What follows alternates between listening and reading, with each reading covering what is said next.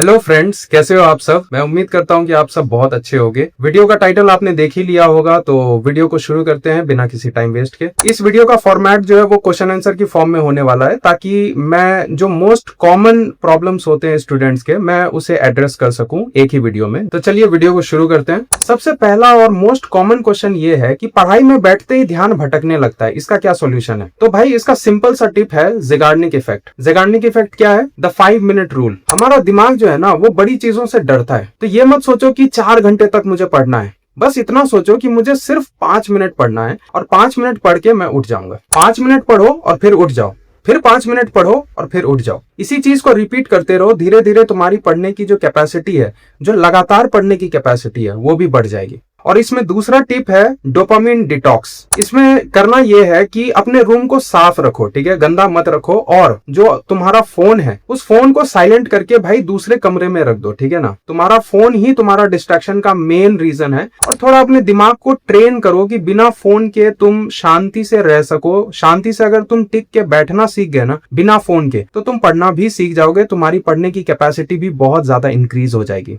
दूसरा जो most common question है वो ये कि चलो यार पढ़ने बैठ तो गए, लेकिन कुछ देर के बाद पढ़ाई बोरिंग लगने लगता है। एंड ऑब्वियसली पढ़ाई बोरिंग है, लेकिन पढ़ना भी है। तो इसका क्या सॉल्यूशन है? इसका सिंपल सा टेक्निक है पोमोडोरो टेक्निक।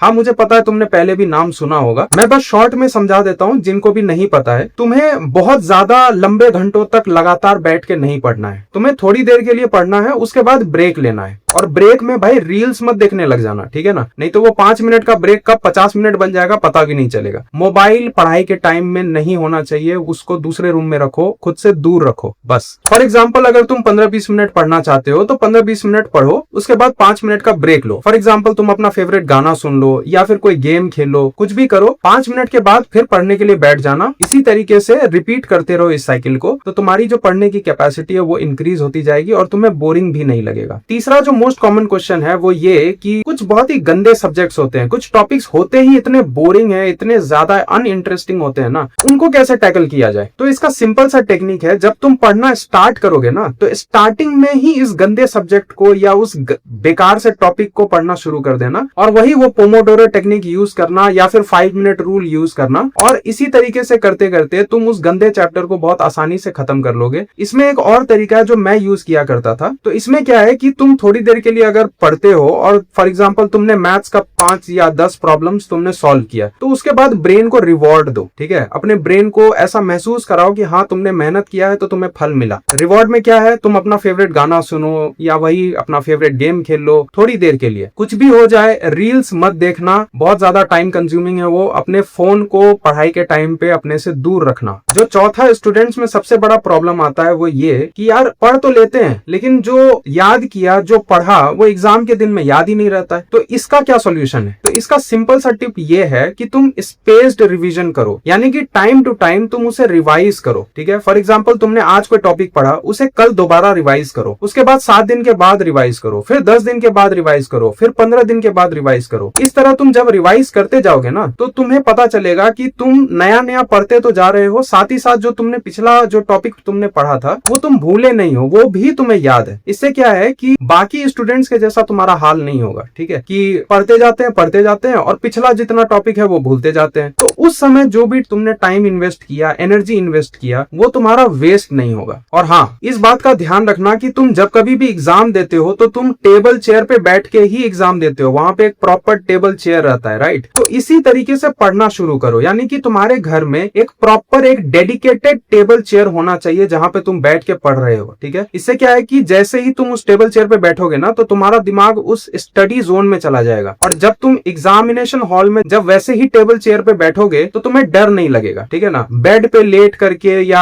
आज यहाँ पढ़े कल उस जगह पढ़े, इस तरह मत करना। एक जगह पे टिक करके बैठ करके पढ़ो, ताकि तुम्हारा दिमाग जो है वो एग्जामिनेशन हॉल में डरे ना। और पांचवा जो सबसे मोस्ट कॉमन क्वेश्चन है वो ये कि यार जब पढ़ने बैठते हैं तो फिजिकल एनर्जी, जो बॉडी में एनर्जी होनी चाहिए, वो होती ही नहीं है, थका थका महसूस होता है। इसका क्या सोल्यूशन है? इसका एक सिंपल सा सोल्यूशन है, अपने आप को हाइड्रेटेड रखो। हाँ, मुझे पता है कि ये बहुत ही क्लीशे है, तुमने हजारों बार ये चीज सुन रखा होगा, लेकिन ये वही चीज है जो मैं खुद भी फॉलो करता था और मुझे बहुत फायदा मिलता था। अपने आप को हाइड्रेटेड रखो और बहुत पेट भर के खाना मत खाओ, क्योंकि अगर तुमने बहुत हैवी खाना खा लिया तो उसके बाद तुम्हें नींद ही आएगी, उसके बाद तुम पढ़ाई नहीं कर पाओगे, ठीक है ना। चाहे तुम कितना भी कोशिश कर लो, तुम उसके बाद पढ़ाई नहीं कर पाओगे। और इसका सबसे इंपॉर्टेंट टिप ये है कि अपनी नींद पूरी करो मेरे भाई। 7 से 8 घंटे सोना, लेकिन एटलीस्ट 6 घंटा तो जरूर सोना। इससे कम अगर तुम सोओगे और ये सोचोगे कि अगर मैं कम सोऊंगा तो मेरा टाइम बचेगा और उस टाइम को मैं अपने पढ़ाई पे लगाऊंगा, तो भाई तुम्हारी बॉडी तुम्हारे ही खिलाफ काम करना शुरू कर देगी। ऐसा बिल्कुल मत करना। जो भी पढ़ाई लिखाई कर पा रहे हो वो भी चौपट हो जाएगा। और भाई मुझे उम्मीद है कि मैंने जो भी टिप्स बताए हैं तुम्हें पसंद आया होगा। हाँ, मुझे पता है कि मैंने कोई बहुत एक्स्ट्रा ऑर्डिनरी जानकारी नहीं दी है, ये सब वही जानकारी है जो तुमने शायद पहले हजारों बार सुन रखी होगी, लेकिन ये सारी वही टेक्निक्स थी जो मैं फॉलो करता था। इसीलिए अगर ये मेरे लिए काम कर सकता है तो तुम लोगों के लिए डेफिनेटली काम कर सकता है। तो इसे फॉलो करना और रेगुलरली फॉलो करना, तुम्हें 100% रिजल्ट मिलेगा ही मिलेगा। अगर ये वीडियो तुम्हें अच्छा लगा और थोड़ा सा भी इंफॉर्मेटिव लगा तो प्लीज यार इस वीडियो को लाइक करना और कमेंट्स में मुझे बताना कि तुम्हें ये वीडियो कैसा लगा, ठीक है। और अगर तुम्हारा कोई क्वेश्चन है तो वो भी तुम अपने कमेंट्स में बता सकते हो, मैं हर किसी का कमेंट पढ़ूंगा, ठीक है, आई प्रॉमिस। और